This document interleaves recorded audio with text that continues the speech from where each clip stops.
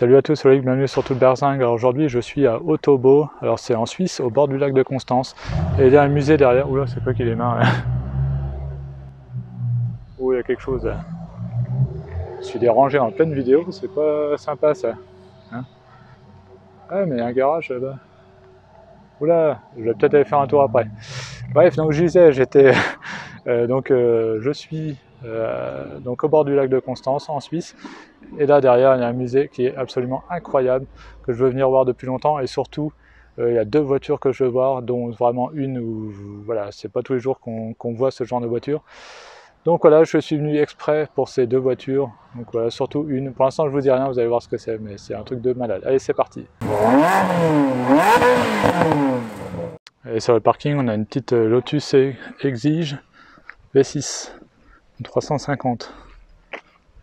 Très belle. Voilà, c'est elle la coupable qui faisait du bruit pendant que je fais ma vidéo. Une Honda. Alors là je vois que là-dedans on a une petite Ferrari là, 308 GTS. Il y a quelques voitures sympas là. Je sais pas si j'ai le droit de filmer. Allez, c'est parti, on commence par le premier hall. Alors, je sens qu'il va y avoir du lourd, hein. Déjà j'ai vu un truc là-bas, vous l'avez peut-être vu rapidement. Alors là on commence par une Lola, barquette Lola. Très jolie. Après je connais pas trop, hein. Là on voit qu'il y a un moteur central arrière. Une boîte de vitesse qui est côté droit malgré tout, même si c'est une conduite à droite.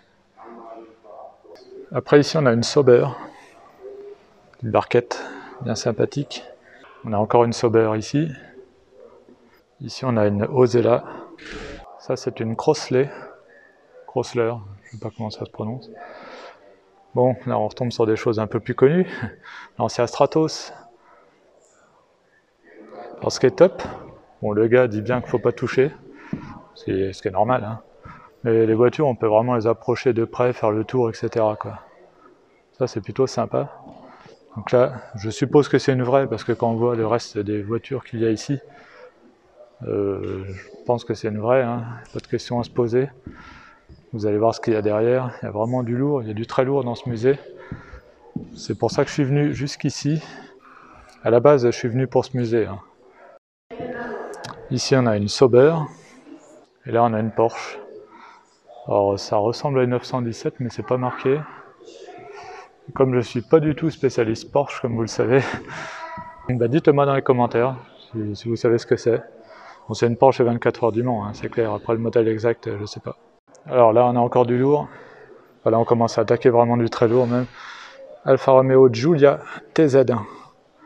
Donc Zagato, évidemment. Et là, regardez, ça fait un peu break de chasse. Avec la roue de secours derrière, là. Ça, c'est incroyable. Après, le moteur, il est à l'avant. Voilà. Et, attention, Ferrari 250 GTO. Voilà, donc là, une voiture qui vaut au moins 40 millions d'euros là, sous mes yeux. Un truc de fou. Donc il y en a même une qui a été vendue 70 millions d'euros. Hein. Voilà. Donc là, la folie. 250 GTO. Regardez d'ailleurs, j'avais jamais fait gaffe. Les vitres sont coulissantes. Voilà donc l'intérieur d'une Ferrari. Une des Ferrari les plus mythiques. Bon, alors en fait, j'ai rien dit. Je viens de lire l'affiche et en fait, c'est une réplique sur base de 330. Bon, dommage. Du coup, c'est pas une vraie. Bon. Mais bon, ça fait son effet quand même. Hein. Ensuite, ici, on a un Alfa Romeo, donc Giulia TZ2. Donc là, ici, on a la TZ1. Ici, on a la TZ2. Voiture très très basse.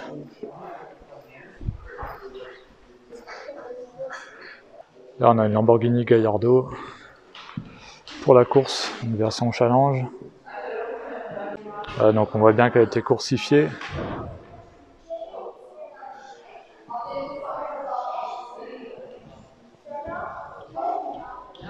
Bon, là, on a carrément un dragster.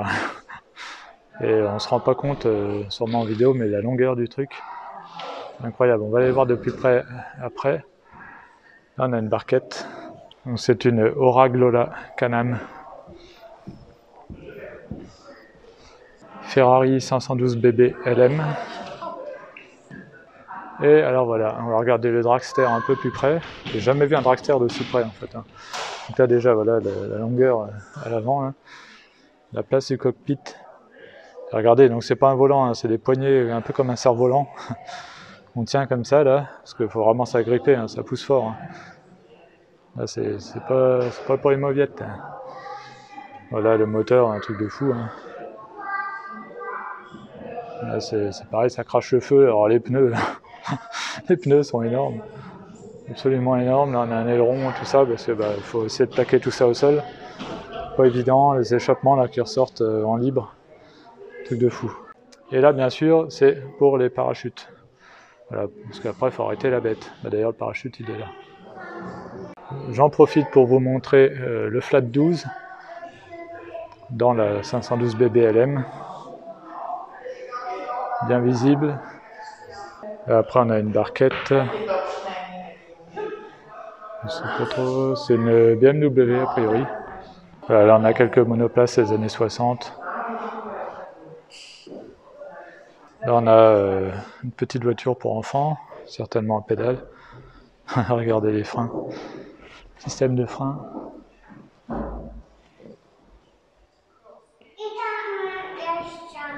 Et ça, c'est des bobsleighs ou des luges. Ça c'est une luge. Voilà. Ah, alors là on a une Formule 1 Renault d'Alain Prost.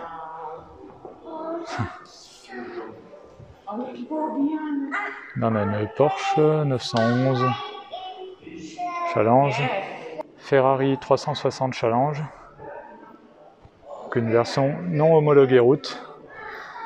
Et d'ailleurs la Challenge Strada repart de celle-là qui a été modifiée pour être homologuée route. Alors après on a tout un tas d'engins, là on a une espèce de moto Exit Car.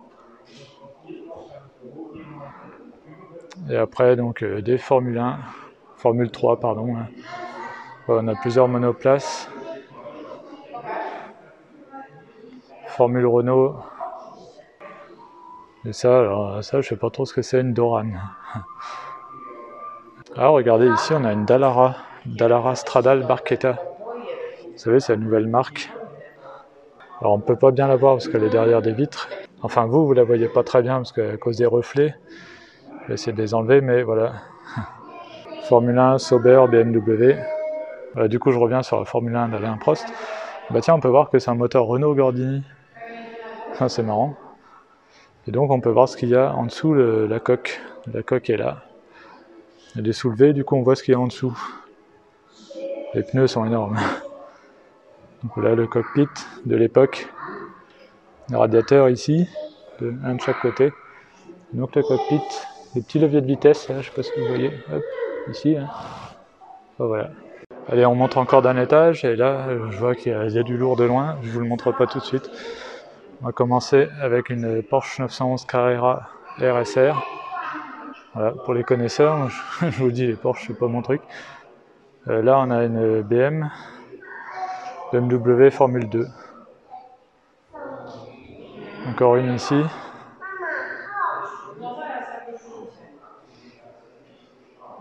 Et encore une ici. Porsche 911 SR, 2,5 litres. Ferrari 303 SP. Donc ça, c'est des barquettes, 1995. Après, on a d'autres barquettes, donc la Lola B0540. Une Dallara, voilà, Dallara, ça date pas d'aujourd'hui. Hein. Porsche RS Spider. Et, attention, Maserati MC12 GT1, donc c'est la version circuit de la Maserati MC12, donc celle-ci n'est pas homologuée route. Donc voilà, donc pour rappel, la MC12, c'est un peu une Enzo rebadgée Maserati finalement. On voit que les traits ressemblent beaucoup, la porte, etc. Et donc là, c'est la version course. Là, on arrive encore dans un coin Formule 1. Là, on a une Sauber. Donc là, vous voyez qu'elle a mis des pneus pluie. Encore le Sauber Mercedes, 1994. 1995 avec une Sauber Ford. 1996, Sauber Ford également. 1997. Alors on monte un peu dans Donc on voit que c'est des Red Bull 1998 et 1999. Voilà, on voit l'évolution. On continue dans l'évolution des Sauber avec 2001, 2002, 2003, 2004 et pour finir 2005. Alors ici au sous-sol on a même une bibliothèque. Donc, si vous voulez vous pouvez venir lire des livres ici. C'est sympa comme concept. Des livres de bagnole hein, bien sûr. On a même 2 simulateurs. Et puis là je vois qu'on a un petit circuit. Sympa hein, comme petit canapé. Alors là on arrive au sous-sol. J'ai l'impression que c'est immense. Là on a une Chrysler. Une Mustang. Là on a une petite Triumph TR4. Une Austin Mini. Une énorme Cadillac. Enfin, c'est souvent énorme et Cadillac vont souvent ensemble. Là, on a une 2 chevaux. Ford Thunderbird. Volvo 121 Amazon. Là, on a une Citroën SM au milieu, moteur Maserati. Opel Rekord P1. Là, on a une Jaguar Type C. Alors, si vous avez vu la vidéo, alors, je ne sais pas dans quel ordre je vais la diffuser, hein, mais la vidéo sur l'auto salon Singen où je montre une Wiesmann. Donc, Wiesmann, voilà, s'inspire de ces voitures-là, le design. Jaguar XK101. Une petite DS. Jaguar Type E. MGA. MGTF. Alors là c'est intéressant parce que là nous avons une AC Ace et ici l'AC Cobra. Donc voilà, et pour rappel AC est une marque anglaise et non américaine. Donc là on voit bien voilà l'évolution, donc AC Ace, AC Cobra. Ici on a une magnifique Corvette C1.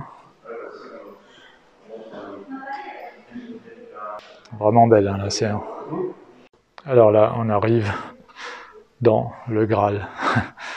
Voilà, juste un petit aperçu et on va aller voir tout ça, mais là c'est le plus dingue.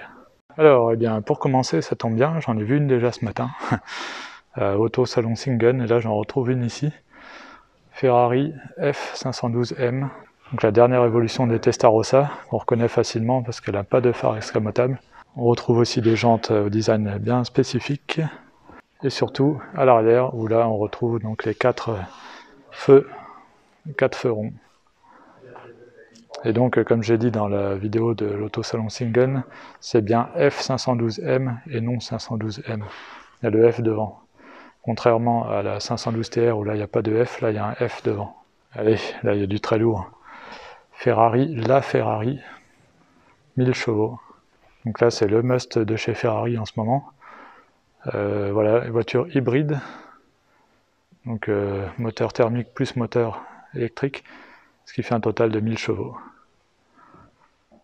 Moteur V12, atmosphérique, position centrale arrière. Et voilà ce que ça donne. Allez, on reste dans les hypercars avec cette Porsche 918 Spider, là pareil, une hybride. Voilà. Pas très courant.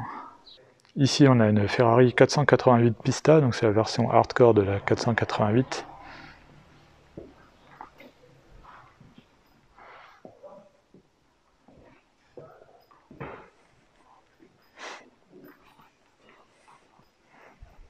Voilà, dans une très belle config.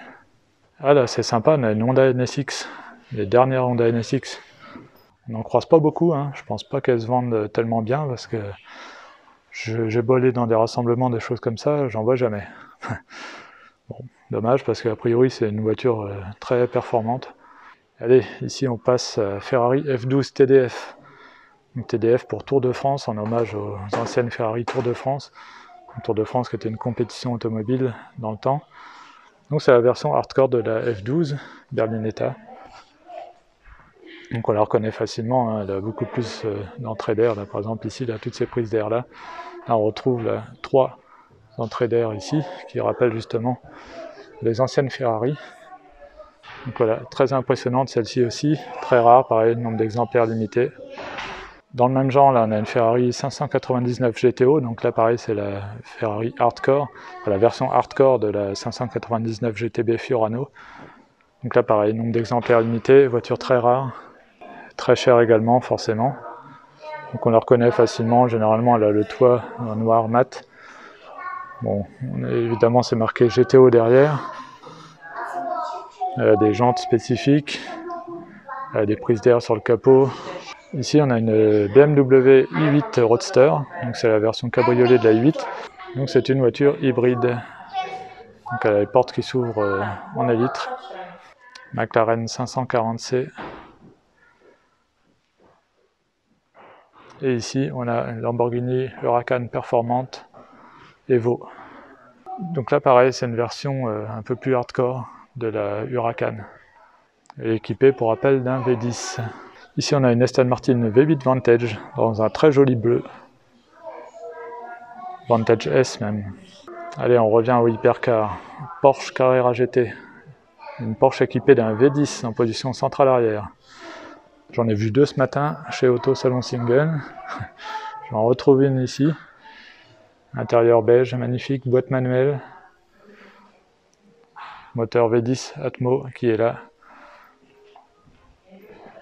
Ça, c'est vraiment un collector, une machine à sensation. Ça, c'est vraiment une voiture pour les fans de voitures. Porsche 911 930 Turbo. Donc là, les amateurs de Porsche apprécieront. Une config toute marron, full marron. L'intérieur est marron aussi. Lancia Aurelia. Alors moi, à chaque fois que j'en vois une, ça me fait penser à Tintin. Donc pour les amateurs, vous comprendrez. Dans l'affaire Tournesol, quand il se fait conduire par un Italien. C'est assez mythique comme scène de BD. Et donc ils sont à bord d'une Lancia Aurelia. Cette Aston Martin de cette couleur. Moi j'aime bien les couleurs qui pètent sur Aston Martin. Généralement elles sont grises, noires ou quoi. Moi j'aime bien quand c'est une couleur qui pète, je trouve que ça leur va super bien. Alors là on a une Maserati 3500 GT. Superleggera. Ah, on a même une Lotus Esprit. Lotus Esprit Turbo SE. Alors j'ai eu une Lotus Esprit, c'était une turbo mais sans le SE. Mais le design était quasiment le même. Enfin même extérieurement c'était le même. La seule différence c'était surtout l'intérieur. Donc la mienne était rouge, l'intérieur beige. L'intérieur était différent, moi j'avais pas de bois. Mais sinon voilà, l'intérieur cuir et tout, donc ça c'est une voiture incroyable. Moteur 4 cylindres en position centrale arrière. Et c'est surtout le design que j'adore, donc celle-ci est dessinée par Stevens.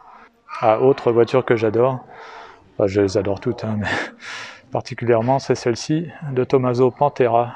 Ça c'est une GTS 5, absolument magnifique.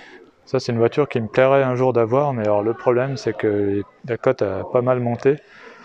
Et c'est une voiture assez fiable, mine de rien, au moins au niveau mécanique, c'est une mécanique américaine, donc, du coup il n'y a aucun souci. V8, donc voilà. Donc du coup oui, j'ai pas dit, mais là on passe aux anciennes. Donc là on a une Dino 246, une Ferrari 246 Dino GTS. GTS puisqu'on peut enlever le toit, c'est la version cabriolet. Et ouais, le design de la Dino est incroyable. C'est vraiment une super belle voiture. On continue ici avec un mythe de l'automobile, une F40.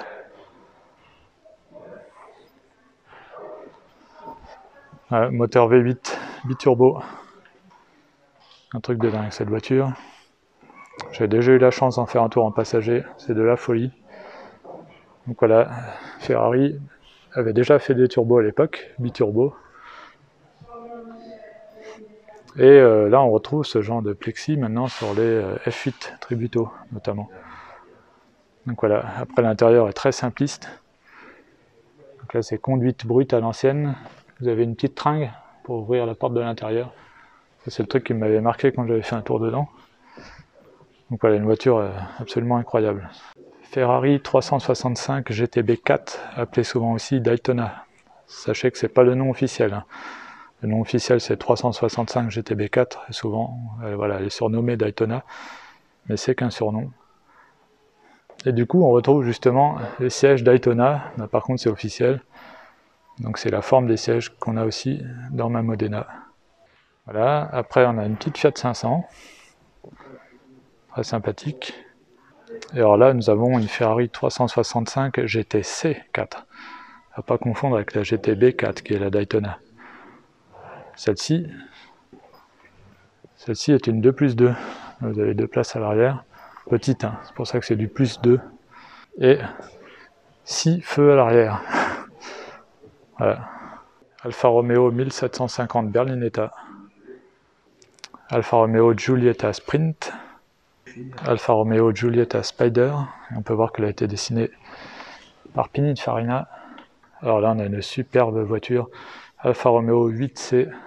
Là, c'est pareil, c'est une pièce de design. À la base, c'était un concept qui a été produit à très peu d'exemplaires. Voilà, une voiture qui fait sans doute partie des plus belles voitures du monde, équipée d'un moteur Ferrari dedans, V8. Une petite Porsche 911 GT3 RS, pour les amateurs. Alors là, on a une voiture très particulière, c'est une BMW Isetta 300. Particularité de cette voiture, c'est que, je vous laisse deviner où est la porte. Bon, vous connaissez tous, hein, je pense, la Isetta, mais pour ceux qui ne connaissent pas. La porte, elle est devant en fait. Là, vous l'ouvrez comme ça, les charnières sont là-bas, donc elle s'ouvre comme ceci. Donc le volant est attaché à la porte.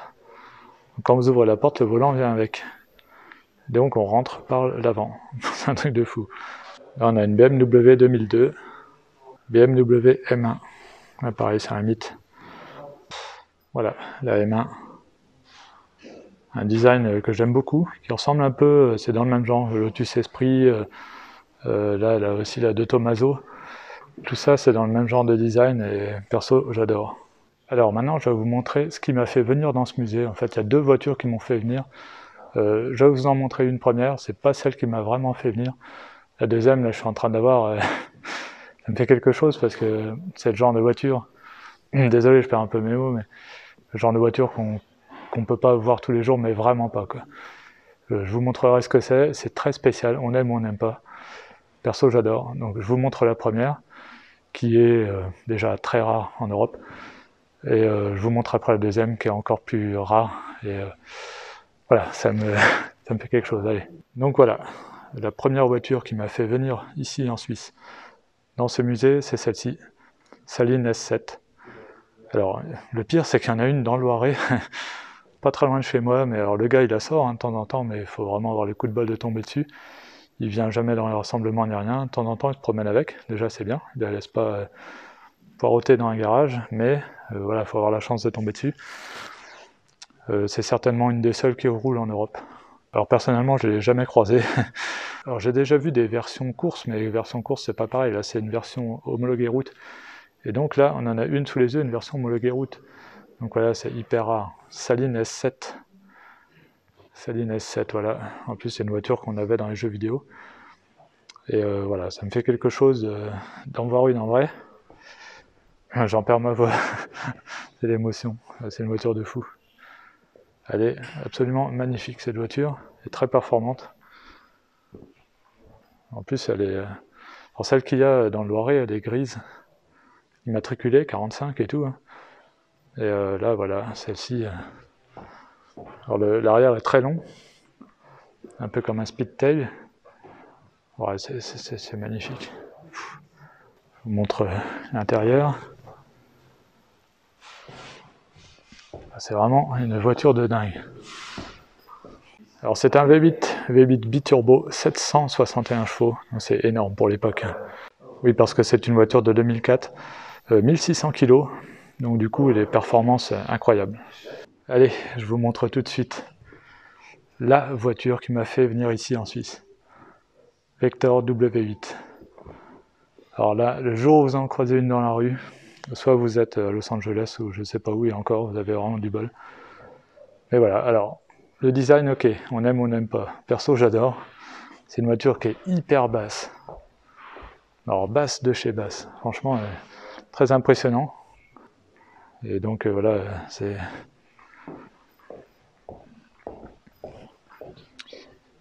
Voilà, ça me fait vraiment quelque chose d'en voir une parce que c'est peut-être la seule que je verrai dans ma vie. Donc voilà, Twin Turbo. C'est spécial, hein, mais ça me fait vraiment quelque chose. Désolé, avec l'émotion, j'en perds ma voix.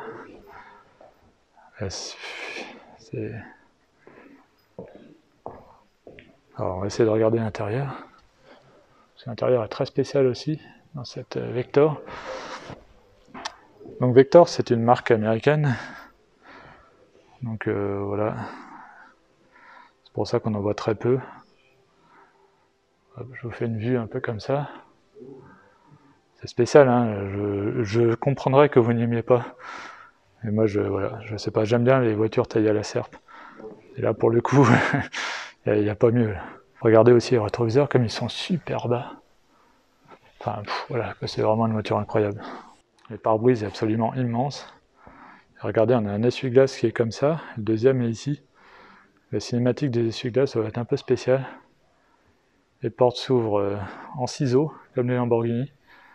On a même du coup un espèce de toit ouvrant là. Moteur, il est là, derrière, position centrale arrière.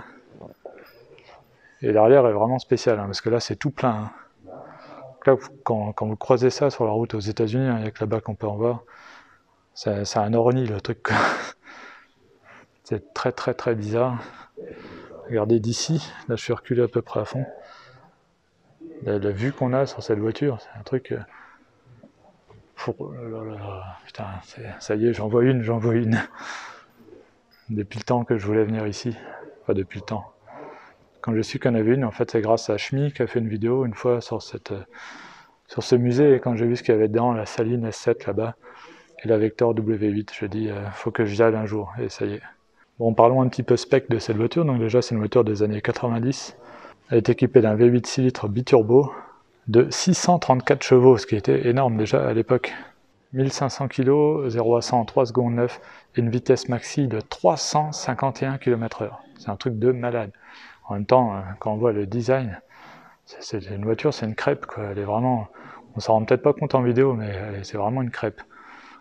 Et alors, il y a plein de trucs bizarres. Vous voyez, regardez, là, le Vector V8, W8, pardon, n'est pas aligné. Là, ils l'ont collé là. Les phares, là, sont vraiment bizarres. Et là, je peux vous dire que les chocs piétons, ça ne doit pas être terrible. Mais voilà,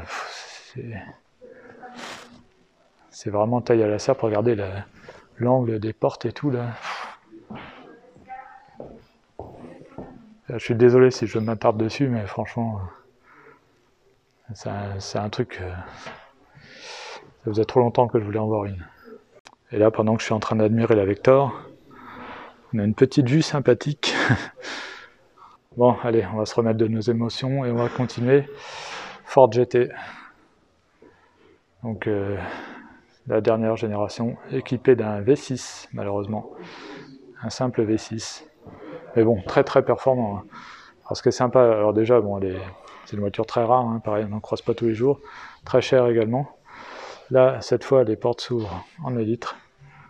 Et le truc le plus impressionnant sur cette voiture, je crois, c'est ici. En fait, comment ça se rétrécit à l'arrière. Là, on a une entrée d'air là qui est énorme. Ici, là. Donc un design là aussi très particulier. C'est une voiture très jolie au final. Avec là un aileron là qui bascule. Et le V6 en position centrale arrière. Ici, on a la génération juste avant de GT. Donc, qui s'inspire beaucoup des GT40, hein, je pense que ça se voit. L'autre aussi, mais un petit peu moins. Mais là, on voit que ça s'en rapproche beaucoup, en plus gros. Donc là, on est sur un V8. Là, on est sur un V8. Pareil, position centrale arrière. Donc là, pareil, une voiture qui a pris beaucoup de cotes. Très très sympa. Et ce que j'adore surtout aussi dans cette voiture, c'est l'intérieur. Je ne sais pas si là vous allez pouvoir voir, mais regardez rien que les sièges perforés, un peu comme dans la vraie GT40. Et tout le tableau de bord, avec les boutons à l'ancienne et tout. Enfin, je ne sais pas comment appeler ça. C'est des boutons à bascule, voilà. Boutons à bascule. La position du levier de vitesse qui est assez spéciale aussi. Enfin, voilà, c'est toute une ambiance très sympa. Petit détail qui tue aussi, mais là, pour faire le plein, bouchon de réservoir qui est situé dans l'aile avant, comme ça. Des petits détails qui font que, voilà, c'est un rappel vers le passé. Après, à côté, on a une Viper GTS. Donc ce sont les premières générations de Viper, équipées d'un V10 évidemment, comme toutes les Viper, avec une énorme cylindrée, un dragster le truc. Voilà, très coupleux. Ça, ce sont des voitures qui vont prendre de la cote, enfin qui ont même commencé à en prendre de la cote, donc c'est le moment de les acheter, c'est tout de suite ou jamais. Hein. Alors ici on a une DeLorean DMC12, la fameuse voiture de retour vers le futur, équipée d'un V6 PRV et une carrosserie entièrement en inox. Et c'est de l'inox brut, c'est-à-dire que la voiture n'est pas peinte. Porsche 911 991, 911 Targa, 928. Après voilà, on a des anciennes 911, alors là moi ça m'emballe moins, mais bon, je vous les montre. 914, moteur 4 cylindres en position centrale arrière. 356, cabriolet, donc celles-ci par contre sont sympas. 356 en version coupée. Et d'ailleurs, regardez, on peut voir les similitudes de design avec la coccinelle, puisque c'est Ferdinand Porsche qui a conçu la coccinelle. Donc là, on voit très bien les similitudes de design. Autre voiture que j'adore absolument, Lamborghini Diablo. Alors celle-ci, si je peux en avoir une un jour dans le garage, on croise les doigts, parce que franchement, j'adorerais. C'est une de mes voitures préférées, parmi celles qui sont potentiellement achetables un jour, quoi. J'ai commencé à me renseigner sur le coût d'entretien, etc. Et ça peut le faire. Ça peut le faire. C'est pas si terrible qu'on le pense. Il faut juste se renseigner auprès des bonnes personnes et la faire entretenir là où il faut. Et tout se passe bien. Voilà. Et surtout rouler régulièrement avec. On n'en voit pas assez sur les routes. L'intérieur est pas ouf, mais on s'en fiche. Ah oui, surtout celle-là, avec le tableau de bord là au-dessus, là, bon, c'est pas le plus bel intérieur des Diablos, mais franchement on s'en fiche, c'est l'extérieur qui compte, et les sensations intérieures qui sont vraiment incroyables. Alors on a même une Alpine, la nouvelle Alpine A110. Bon, ça vous connaissez, hein, je vais pas m'attarder dessus. Et voilà, super bagnole. J'en profite pendant que je suis là pour vous montrer, c'est toujours sympa de voir les voitures du dessus, on n'a pas toujours l'habitude. Regardez comme la Carrera GT est magnifique. Voilà, petite Mercedes coupée. Et là, on a une 300 SL Roadster. Voiture incroyable là aussi.